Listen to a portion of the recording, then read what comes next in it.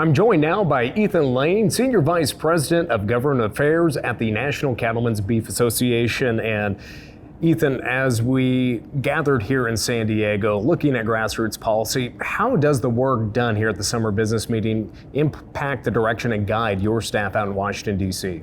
Well, this is quite literally where the direction is created. 44 state affiliate organizations, all of whom have spent the months leading up to this meeting at county cattlemen's meetings, workshopping those ideas, taking input from hundreds of thousands of cattle producers across the country in order to come to this meeting and make sure that those voices are represented in a variety of policy discussions, both updating existing policy to make sure that it's still relevant to the issues we're dealing with today and addressing new concerns that we're confronting as an industry, whether that be the renewed threat of New World screwworm or the ongoing tariff negotiations with the president or with partners around the world, or whatever might be waiting for us in tomorrow's news cycle. This is where we create that direction so that my team in Washington has a blueprint for exactly what cattle producers believe and what they want out of Washington, D.C.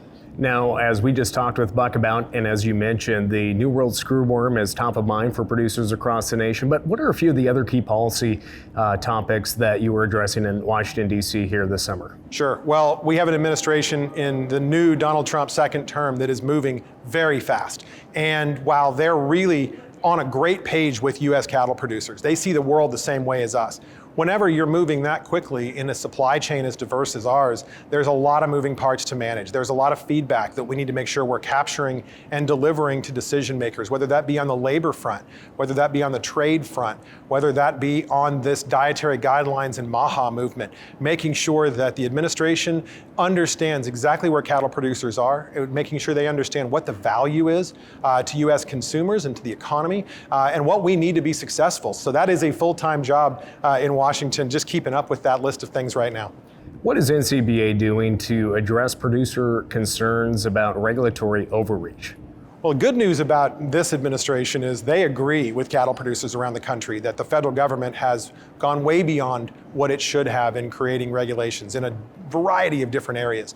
We've seen that really early action from this administration on issues important to cattle producers, whether that be on land management, whether that be endangered species management, the National Environmental Policy Act, WOTUS, right, and EPA regulations. They have just absolutely sprinted out of the gate.